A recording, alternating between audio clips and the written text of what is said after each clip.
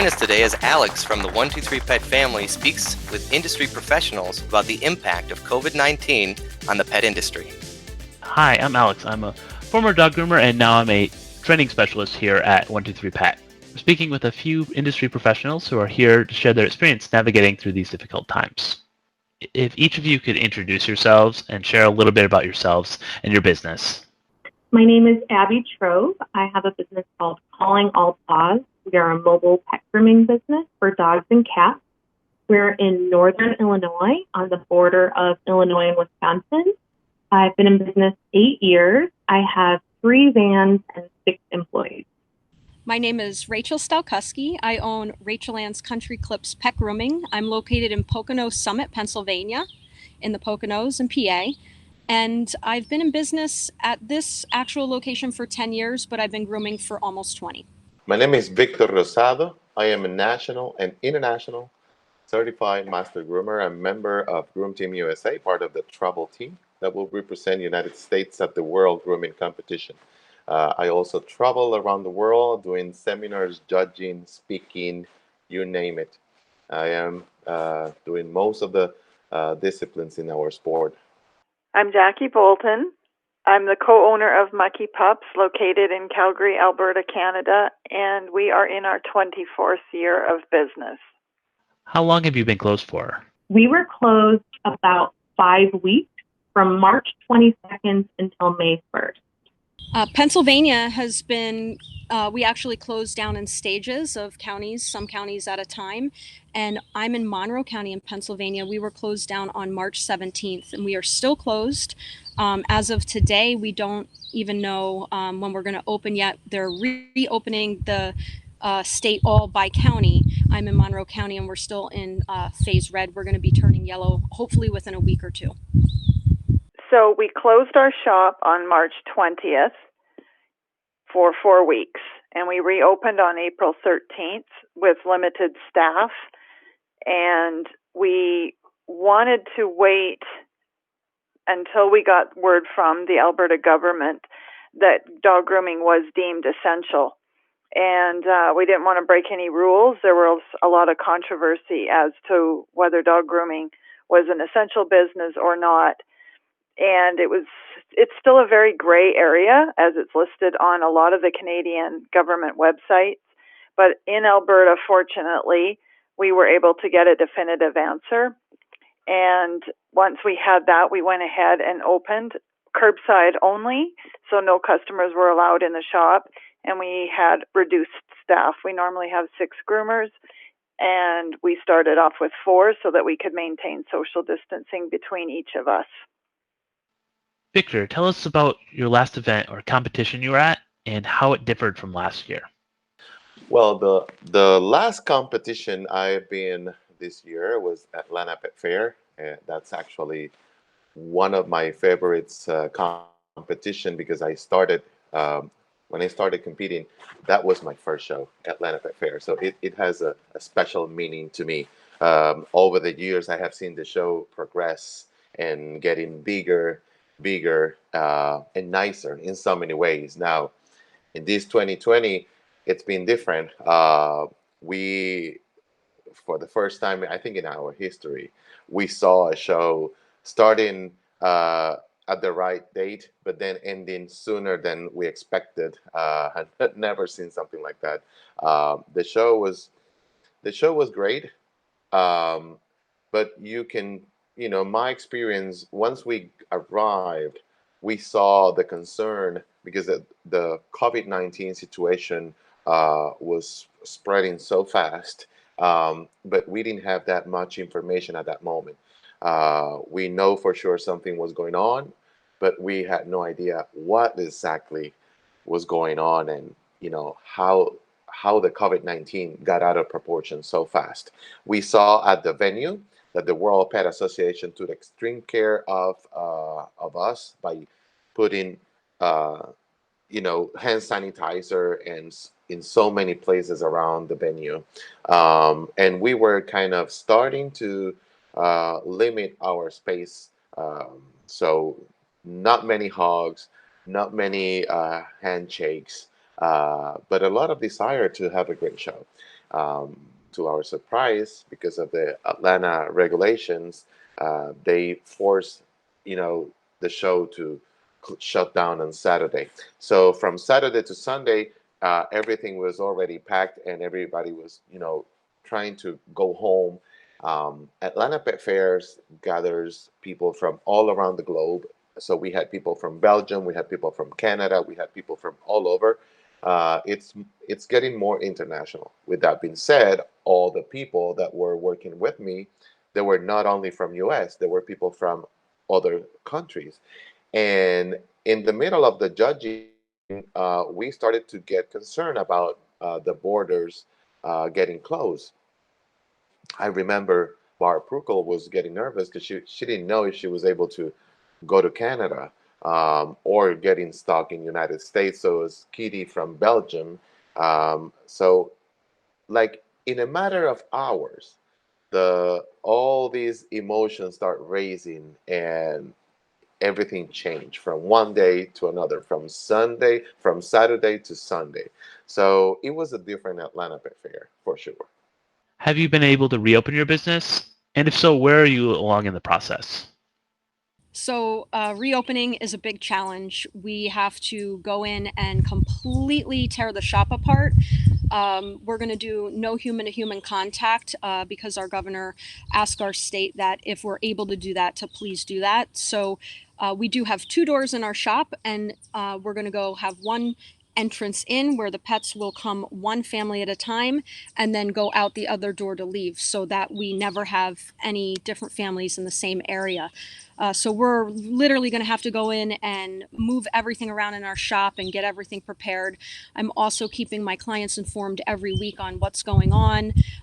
It's up in the air when we're able to open, so I'm also doing that with our clients so that they know what's going on. And the schedule, we haven't even started on the schedule because I'm afraid without knowing what date we open, if I schedule a whole bunch of clients within a week or two, I'll have to take them off the schedule and reschedule them. So I'm going to wait until we know when we're going to open to do all that.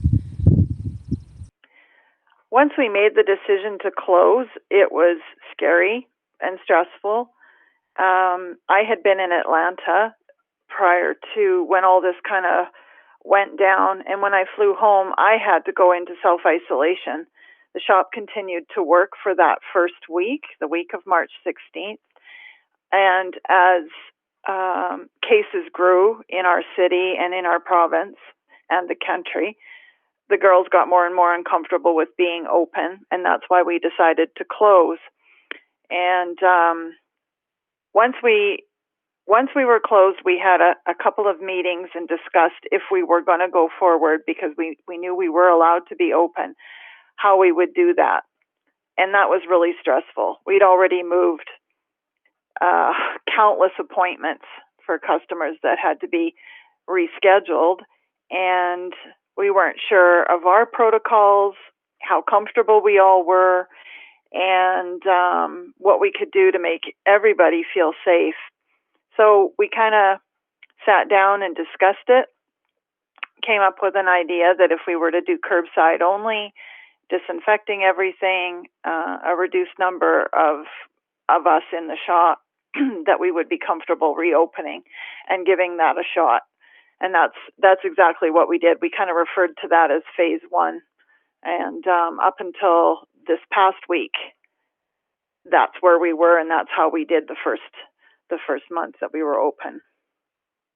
We didn't know we were going to be able to reopen. The governor had announced it, and then we had about 6 days to reopen. He had announced that grooming and gardening were allowed to reopen on the 1st. So we had to figure out protocols, procedures, getting in touch with all the missed appointments, getting them up to date on procedures, finding out where the groomers were comfort-wise, where the clients were comfort-wise, and we had about 6 days to do that. What unexpected adversity have you faced through this pandemic? One of the unexpected adversity that I faced through this pandemic, I think it was how to deal with me being at home for so long. And I'm, personally, I travel every single week. So every single week, I get my luggage, and sometimes I just fly from one country to the next country. So I never touch down on my house. I just keep going. And to be for more than 1 week at home, I think I lose that sensation. How to be around the house, how to spend a whole day at home. Um, when you wake up in the morning, what am I going to do now? So I think it that has probably has been one of the most difficult things for me to handle. Now I'm getting used to, because I'm as busy as I was, but in a social media platform situation, because I'm always doing this live transmission, interviews, or education. So yes, I'm busy, but I'm home. I am every day. It's a new challenge, and sometimes I feel good.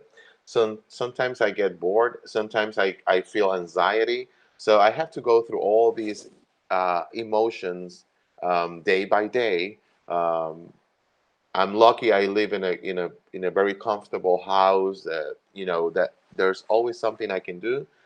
But it's not easy for a frequent traveler to be on a stay-home situation for so long. What changes have you made with your staff? Um, Staff was nervous to come back, which is totally understandable. So we all sat down and discussed what would make everybody feel safe and comfortable.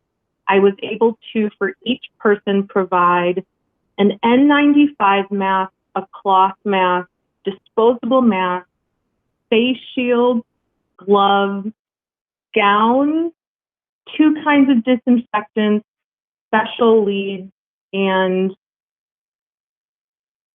and a lot of hand sanitizer. How's your schedule for the year changed? Well, usually my year it's packed with assignments, with judging assignments, with seminars, presentation, hosting. So usually in my normal year, I am booked for more than 40 assignments in different part of the world. Uh, I'm super busy all the time. In this 2020, my year started really packed. Like my agenda had a lot of assignments already taken, a few spots left for the rest of the year. But then once we started having the COVID-19 situation and the regulation from government and all these, people were so confused. What do we do? Should we cancel the events, or we cancels our assignments? So I was like thinking, should I wait?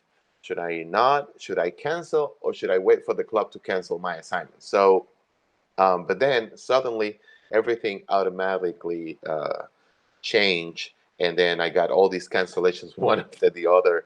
Um, from a really busy year, now I think so far I have canceled or been canceled by more than 15 or 18 events. So my year now, as it looks on the agenda, it looks like I'm going to start working in September. Um, so we'll see. I think like Super Zoo might be one of my first assignments after this lockdown situation. So it's amazing how things change uh, for someone so busy, from being traveling all around the world, and then now at home, um, busy but in a different situation. How has this changed how you set up your appointment book and your schedule for these days? As far as our booking and scheduling, I think we are extremely fortunate.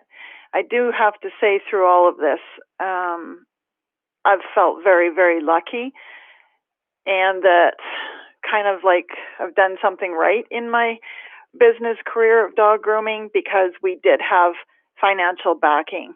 In other words, we had a rainy day fund. The pressure to open did not come from a financial basis for myself and my sister. It came from more trying to keep our customers happy, and that was our biggest thing, as well as obviously our girls.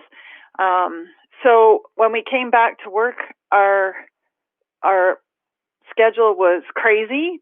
Myself and my sister usually work 4 days a week. We've been working 5 days a week. We didn't want to go overboard and work 6 days a week. I didn't feel it was necessary to try and kill ourselves to catch up. But it was very, very long days, 5 days a week. All of us were doing as many dogs as we could to get in. Our customers were ecstatic. We were open. And there was a lot of backlog from those 4 weeks that we were closed. So it was crazy busy, but in a good way and just a nonstop pace. And I will say thank God for 123 Pet, because we joked many times, can you imagine having to do all this rescheduling and not have a computer to do it with a program that works as well as 123 Pet? And I say that because we devised a way of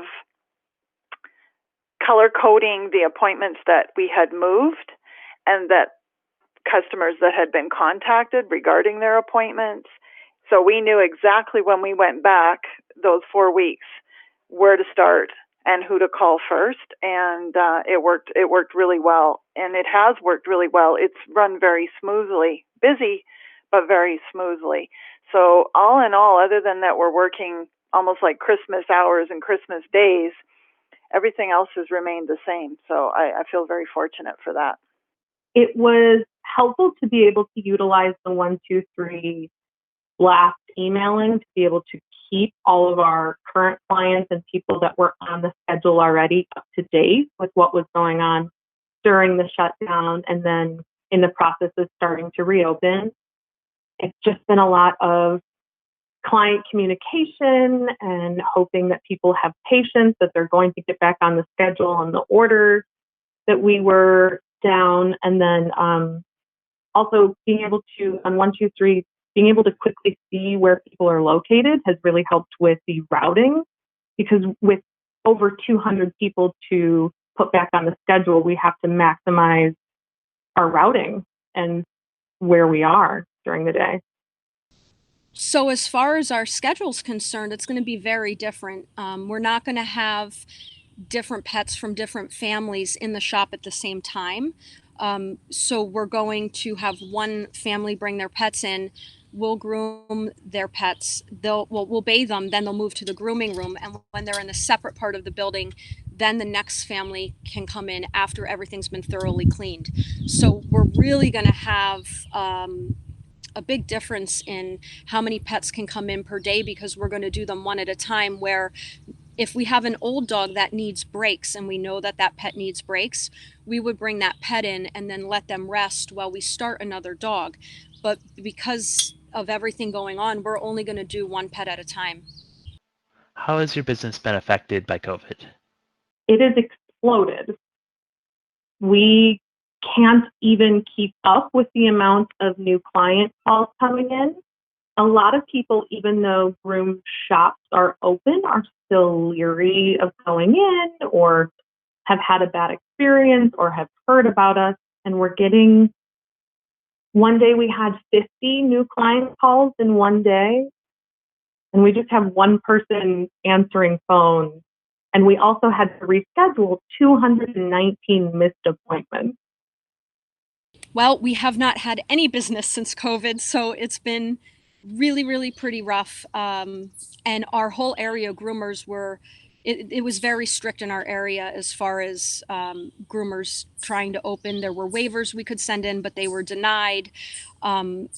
There were people checking in to see if groomers were grooming. So, we're taking it very serious. The groomers that I know in the area, we all have been closed, and that's a big thing. That's the biggest change. So, we've implemented things like online one-on-ones to help clients, like show them how to angle when they use their scissors at home just to cut the bangs, how to clean up their rear ends. And we've been getting on personal one-to-one with our clients just to help them. And we've also made some videos out too. Well, one of the things that I'm to keep my momentum going, it's that me as an image. One of the things that I sell is image through my career, through what I do, what I accomplish. It builds an image around myself, and I can use that not for me, but to help others. I see myself as an inspiration for others, because um, sometimes it happens to me as well. I have seen people that just inspire me because of what they do. So I see myself in that position to keep the momentum, because I'm not present at shows. I can't be at shows. Well, then I can just keep myself relevant at online platforms, like social media platforms. I can do I can give some kind of content, even a grooming demo, a small grooming demo, or I can do some type of motivational speaking, or give some special information, things that I can give without affecting my what I do. And one of the things I have to say, I have to send a message, because now we have the opportunity to do online, use more of the online social media tools, but we can't give full content on those platforms. I get hired and paid to teach and train and help others. So I can't give a full class, but I can give you some small hints or information that might inspire you for the future. And that's one of the things I'm doing. I'm judging a lot of online grooming competitions. I'm doing a lot of interviews for kennel clubs, breed profile, and breed specific topics. So I'm basically covering all the bases on this industry, but on an online platform. So that's a good way for me to keep myself relevant, on my with the people that follow me, and probably I can catch up more people. So yes, online platforms are great, and I think are a great tool for our situation right now. What type of interactions are you having with your customers? I mean, it's a little of everything. I think people are stressed out, but they are so grateful and thankful that we're willing to open and that we're willing to take a bunch of procedures and precautions to keep them and their pets safe. So they've been very patient. They've helped us make it so that it's, zero touching. It used to be mobile, like we'd go in, we'd talk, we'd see their kids, we'd catch up. And they've been very understanding that can't be how it is right now to keep everyone safe. And so they've been super understanding and patient with the new protocols we're putting into place. And they've been also just really gracious with the fact that we're coming out and willing to help and willing to take extra time with them and their pets. So I've been so thankful for the clients that we have. What impact do you feel the cancellation of the competitions and expos will have on the industry as a whole? The competition world have changed because of this situation. We can't have trade shows. We can't open a venue right now and say, welcome to our show. We need to open up our doors in a more virtual. So with that being said, all these kennel clubs and shows are now online. In my opinion, they're good. Probably they will help the new groomers. Somebody that might wanted to experience what happened at a competition, but they're so shy to just show up at a show with their dog and just compete.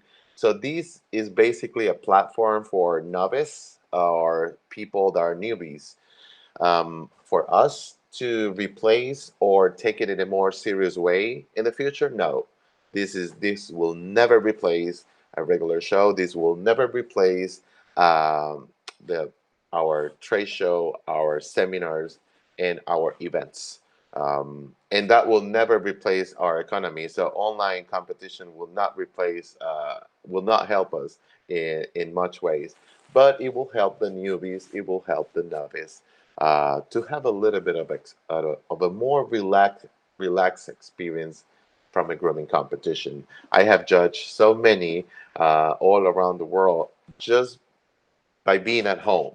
I can be judging in England, I can be judging in the States, I can be judging in Canada, in many places without moving from outside my house, let's put it that way. But when I asked the competitor how you felt through the competition, the first word they say it's relax. In my opinion, it will replace our regular shows. What new cleaning protocols have you adopted? So as far as cleaning protocols changed, we've always had a really strict enforcement in our shop of daily cleaning, and never wanted it to smell like a dog grooming salon, not even during the day when there's wet dogs in there. So we've prided ourselves on our daily cleaning protocols. But as far as with the COVID, obviously we had to be super extra careful. So there's a lot more disinfecting of surfaces, especially the direct contact surfaces. We did put up a sneeze shield, as they call them, which is the plexiglass, to protect my manager from any of the clients coming in, disinfecting door handles and doorknobs and the dog's leashes and collars when they come in, as well as before they go back out to the owners, the kennel doors, any of the common areas that any of us are touching, microwaves, countertops, the computer, all that kind of stuff, phones, everything gets disinfected several times a day. So that's definitely something that we've just gotten really used to. It's almost like you don't even think about it. You just grab the disinfectant. The main difference has been giving a little bit more of a buffer in between appointments to be able to sanitize, let things dry completely, so we're not exposing any animals or any people to any kind of chemicals or fumes, and to make sure that the groomer feels comfortable, like they have enough time, they're not rushed between appointments or getting places. So just allowing a little bit more buffer time, and then also giving ourselves more time to clean and sanitize at night. So I'm a little bit of a clean freak when it comes to keeping everything clean. So even just during the normal year prior to COVID happening, I clean the door handles and the credit card machine and everything the clients touch in between every client anyway. So there's not a ton that I'm going to change really. Still going to be doing the door handles. Everything's going to be COVID approved cleaner, obviously. And I might just clean twice instead of once. But make sure that the sit time with the product is good and everything. But we do that anyway, so there's not a lot of change. So Abby, how has the mobile grooming industry been affected recently? I think going forward in general, pandemic, post-pandemic, people have seen the value of mobile services and less interaction and less going into crowded places. And so I think now I think mobile grooming is going to be bigger than ever and safer for a lot of people and more comfortable for a lot of people. So I think it's going to be a really valuable asset in the grooming world moving forward. Are there any challenges you didn't foresee that you think others should consider? So unfortunately, I'm not open yet, and I just have this whole uncertainty in general. I do not know exactly what's going to happen. I've been in the industry long enough that I can put together an idea in my mind and set everything up, but it's really going to depend when I get in there, when I start running the shop again. I think then I'm going to have things pop up that I didn't account for. So it's kind of a little nerve-wracking thinking that I'm not going to be, I'm not going to walk into it knowing exactly how everything's going to go. I'm going to have to go with the flow. I think for myself personally, one of the biggest changes that I found was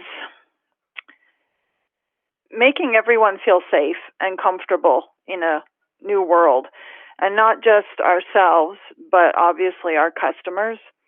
And it's funny because as of Monday, May 11th, when we opened the doors and we were allowing one client in at a time, and we put up, we have a safety cone there, and we have red tape on the floor showing them where they can stand if another customer goes by or whatever.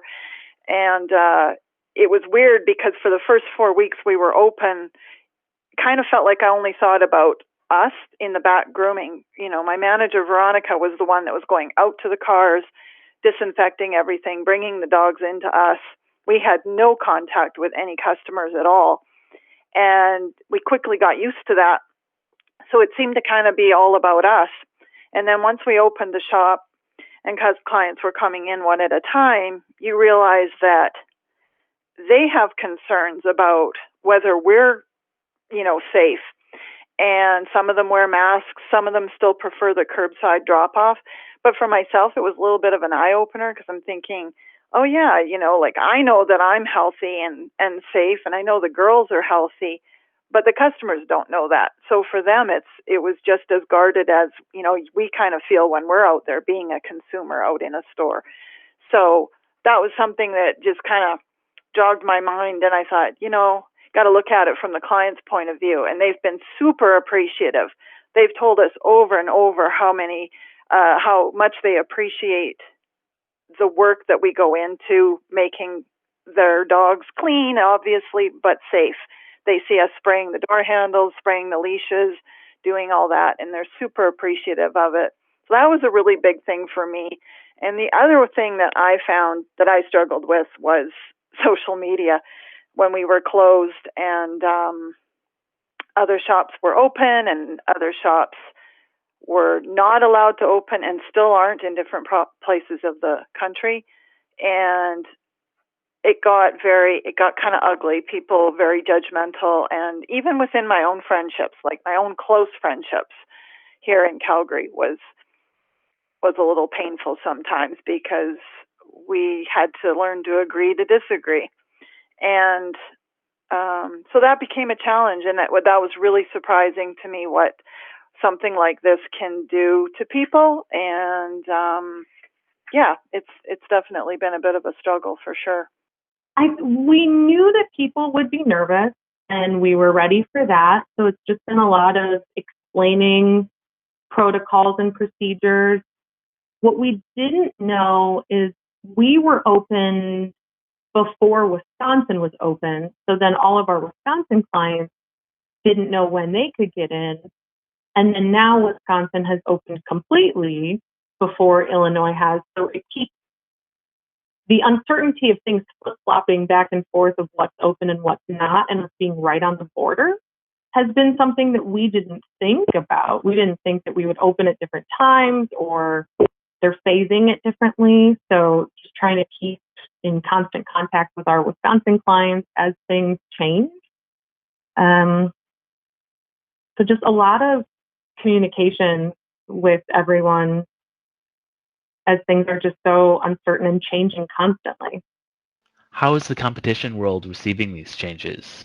Well, this situation creates a big impact on shows, on the industry, on ourselves as a whole. Like everything changed.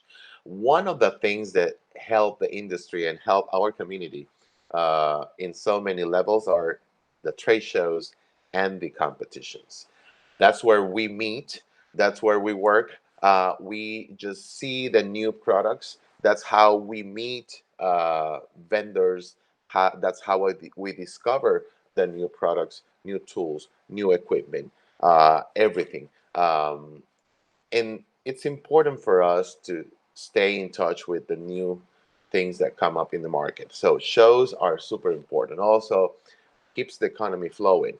Like most of my income comes from judging, speaking, and all my presentations. So shows for me are super important of what I do. So that creates a big impact because that now I have to like do something different. Um, it's like I have to think and rethink what I'm going to do next. So in terms of vendors, yes, it affects them. The trade show, the groomers, because they don't get continuous education. They might get online continuous education, but it's not the same like you stepping up in a room with me and me teaching you in a more personal, situation. I can show you better. I can teach you better than an online competition or training or seminar. That will not replace our interaction at shows. So, yeah, we really need chose to keep the economy and the industry together and flowing. How has the cancellation of Worlds impacted you? Well, the cancellation of the World Grooming Competition for me, I it hasn't create any impact on me, because I just, you know, I'm not actively competing. Uh, I think it was my last competition was Atlanta Pet Fair in 2019. Um, the reason I am in the travel team is because I've been selected from the points that I accumulated on that particular year. But now, I don't mind. I mean, any cancellation of the World Grooming Competition because we are the actual gold medal champions of the world. So we can still be the gold champion forever. I don't mind. It's fine. I'm really good as it is right now. Do you have any advice or tips that you could share? So I think the biggest thing is just really staying up to date on all the information that's out there. There's so many websites that you can go to, veterinary websites. There's a OIE, the animal websites that you can check and do all this research to make sure that you're up to date on what's going on. As far as what's going on in the animal community, what's happening with animals. And then once you're doing that, your main goal is to provide safety and care for the animals, and then their owners want to feel confident and reassured that they're coming into a safe environment. So that's the biggest thing. The pets coming in, the people that are bringing them in, and obviously your staff is very important. You want to keep them safe too. COVID or no COVID, we've got to keep clean, we've got to keep safe and protect each other. I would say to anybody to the ones that are still closed, I feel horrible for them because I can't imagine some of these places. It's going on 2 months and maybe even longer for some of them, and the dogs are going to be in terrible shape, and that breaks my heart because there are dogs out there that need to be groomed on a real regular basis. And one of the things that we really took into consideration before we opened was the fact that our customers are at home. They're in isolation. They're separated from their families. They've got their dog there with them, and they're looking at it thinking it's a shaggy mess and, oh, you poor thing, I can't get you groomed. And that added stress in their lives. And once we opened, they were like, it was great that they just had that little bit of normalcy back in their lives, and that felt good for us. And I think, like I had said before, it's really important once you do go back to work is to just know you can't get everybody in. You have to pace yourself and think of yourself. Obviously, our lives have changed as well, and we're feeling the stress in our own homes and financially, emotionally, and everything. So you just got to do the best you can. I've already seen that on Facebook with some of the places in Ontario that have reopened or are reopening, I guess, on Tuesday, and they're already stressing because of the amount of phone calls and text messages and emails from customers that want to get booked in. And like I said, you're only human. You can only do what you can do, and to just pace yourself, and you'll eventually get caught up.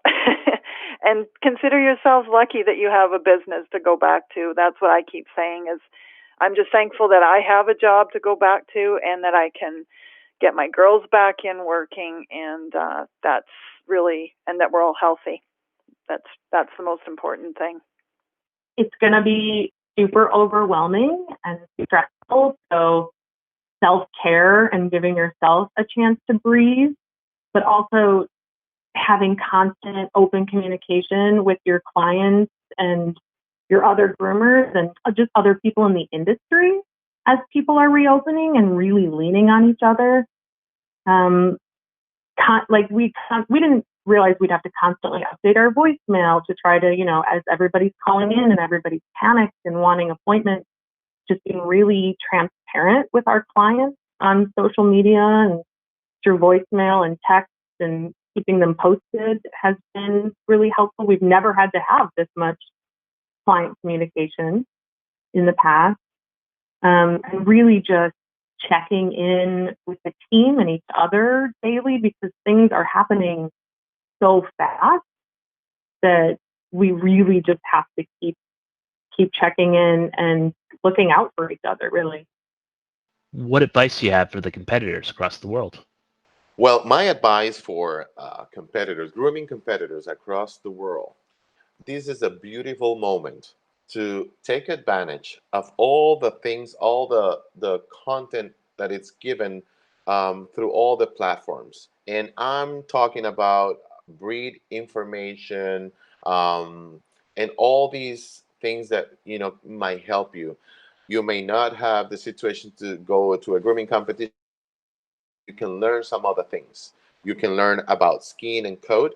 You can learn about sanitation. You can learn about first aid. You can learn about other breeds. Groomers are always talking about poodles, terriers, sporting dogs. But what about herding dogs? What about all these hounds and all these other breeds that you never had the chance to sit down and learn from them? So this is a beautiful moment for you to expand your knowledge and just sit down and study. That will help you when you come back to our new normal. Then you'll have more knowledge. You'll have more things on your mind that will help you to be a better competitor. One of the things that helped me on my grooming competition career is that I never got into this comfortable situation of just these breeds. I always stepped up outside the box and always learned something new. As a confirmation judge, I know we have more than 400 breeds. So, there's a lot of breeds that, I need to continue to learn every day. You sometimes you're just grooming dogs and grooming dogs and grooming dogs, and you don't think about other breeds and other topics like skin and coat and safety that you never pay much attention to. For the upcoming people, the newbies, the people that wants to start, this is a good moment to watch those online grooming competition. Just keep an eye on those competition and see what other groomers do. Uh, Pay attention to the grooming groups and what we give for in terms of interviews or information, and pay attention to those things, and that'll give you some hints. If there are webinars, take advantage of those webinars. Get ready for competition, and if you can find any competition webinar, ask someone to create one for you, and that'll help you tremendously. Thank you so much. This was quite informative. Have you or your business been impacted by COVID-19? Please share your stories with us at CEO@123petsoftware.com.